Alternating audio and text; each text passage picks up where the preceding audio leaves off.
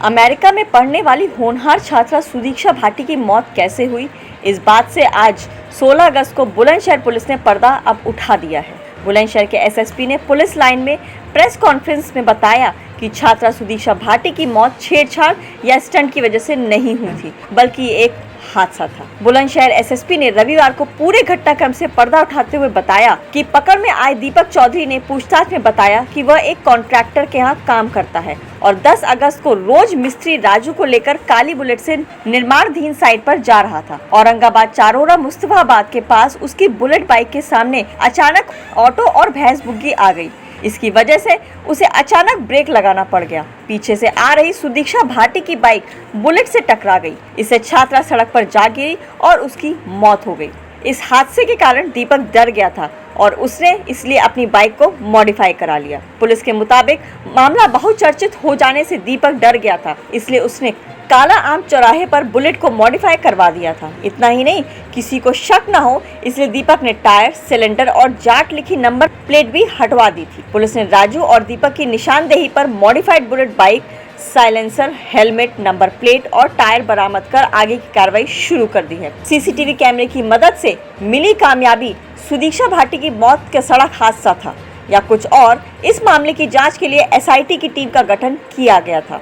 SIT प्रभारी CO city दीक्षा सिंह ने बताया कि मामले की जांच पड़ताल में कई अहम सुराग हाथ लगे हैं।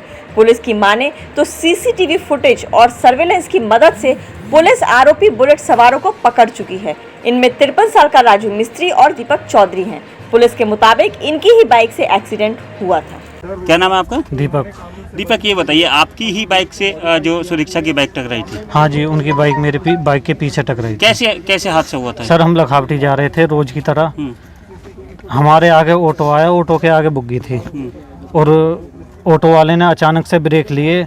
हमने भी तुरंत ब्रेक लिए, पीछे से वो आकर के टकरा गए। अच्छा, ये बताइए, आपने अपनी बाइक को मॉडिफाई क्यों करा दिया? डर के कारण। सुदीक्षा के परिवार के लोग ये बता रहे थे कि आपने छेड़छाड़ नहीं, ऐसा कोई मामला नहीं है सर। छेड़छाड़ नहीं की थी? नहीं जी। ये आप वहाँ क्यों नहीं रुके और किस तरीके से एक्सीडेंट हुआ? सर, डर की वजह से नहीं रुके हम। फिर आप कैसे फिर उसके बाद क्या हुआ जब आपका एक्सीडेंट हुआ? फिर आपने क्या सर, हम वहाँ से चले गए जहाँ हमारा काम चल रहा था। वहाँ से चले, वहाँ हम मैरिज होम पर चले गए। वहाँ काम कराया हमने। हम वहाँ से फिर वापस आए। वापस आके हम डेली की तरह रूटीन में अपना ड्यूटी करते रहे। वहाँ काम बंद हो गया। फिर मोटरसाइकिल को कहाँ मॉडिफाई कराया था? बुलंदशहर में ही। राजू, ये बताइए, आप पीछे बैठे थे और सुदीक्षा के परिजन ये आरोप लगा रहे थे कि 2 लोग मोटरसाइकिल बाइक पर थे। आपने छेड़छाड़ की थी? नहीं जी, हमने देखा भी नहीं। किस तरीके से एक्सीडेंट हुआ था? वो मोटरसाइकिल टकराई थी। कैसे टकराई थी? मेरे यहाँ भी लगी चोट। दीपक हाथ में। वही पता नहीं जी कैसे टकराई जी, दूसरे मोटरसाइकिल ने मारी उनमें टक्कर, ये पता नहीं।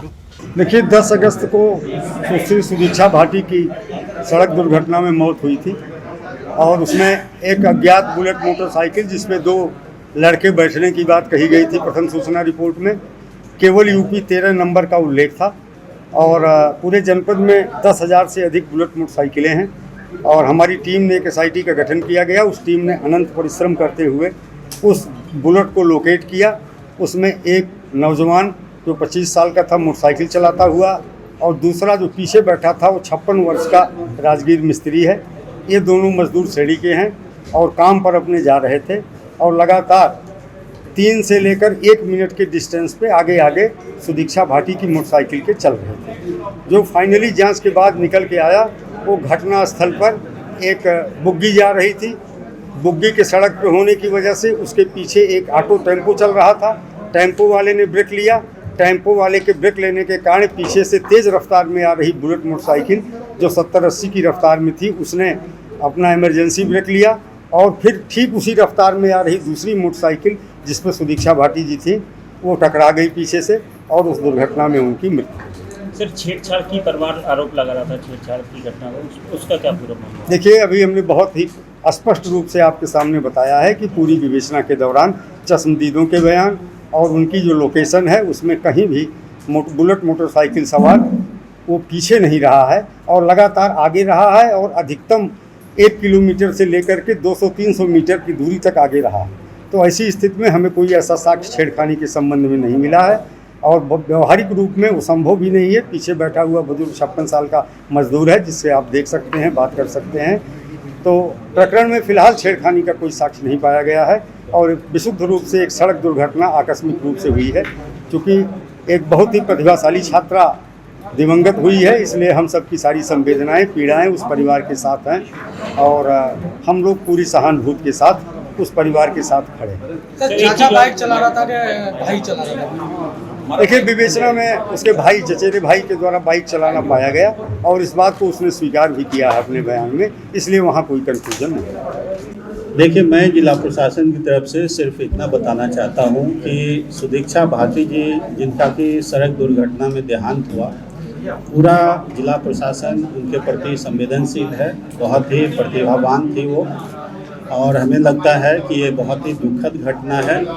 हमारी और पूरे जिला प्रशासन की उनके प्रति सहानुभूति है। पुलिस ने अपना बहुत अच्छा काम किया है। अभी सीओ दीक्षा सिंह हैं, हमारे लेफ्ट में बैठी हैं, उनकी अध्यक्षता में एसआईटी का गठन किया गया था और एसपी सिटी और कप्तान साहब के निर्देशन में उन्होंने बहुत ही कम समय में सारा फैक्ट को आपके सामने उजागर किया है। इससे पिछले एक सप्ताह में जो मीडिया पे चल रहा था, बहुत सारे कन्फ्यूजन थे, बहुत सारी बातें कही जा रही थी, वो लगभग क्लियर है। अब आप लोग को लग गया होगा कि ये महज एक सड़क दुर्घटना है। अब चूँकि परिवार बहुत गरीब है, सुश्री सुदीक्षा भाटी के कई सारे छोटे भाई बहन हैं, उनके पिताजी भी बहुत गरीब हैं, चाय की दुकान चलाते हैं। तो मैं जिला प्रशासन की तरफ से समाज के लोगों से भी गुजारिश करूंगा कि ऐसे प्रतिभावान व्यक्ति अगर उनका देहांत होता है दुर्घटना के कारण ही सही, तो उनकी जितना मैक्सिमम हो मदद करें। और हम सरकार की तरफ भी सरकार से भी हम रिक्वेस्ट करेंगे कि जो कुछ मानवता, लीगल तो आप लोगों ने देख लिया कि सड़क दुर्घटना थी, मानवता के तौर पर जितना मैक्सिमम इनको मॉनिटरी बेनिफिट दिया जा सके, कंपेंसेशन दिया जा सके, हम लोग पूरी कोशिश करेंगे। अब जिला प्रशासन की तरफ से क्वांटिफाई तब होता है जब किसी लीगली मतलब इनका क्लेम बनता है। बट ये है कि गरीब परिवार है, तो हम लोग पूरी कोशिश करेंगे कि जितना मैक्सिमम बेनिफिट हो, चाहे जिला प्रशासन की तरफ से हो या समाज के व्यक्तियों की तरफ से हो या राज्य सरकार की तरफ से हो, हम लोग पूरी कोशिश करेंगे कि इन्हें मॉनिटरी जितना भी बेनिफिट मिल सके वो मिल जाए। धन्यवाद। ताज़ा और रोचक खबरों के लिए यूं ही जुड़े रहें हमारे साथ और हाँ, हमें सब्सक्राइब करना ना भूलें। नीचे दिए बेल आइकन को ज़रूर प्रेस करें।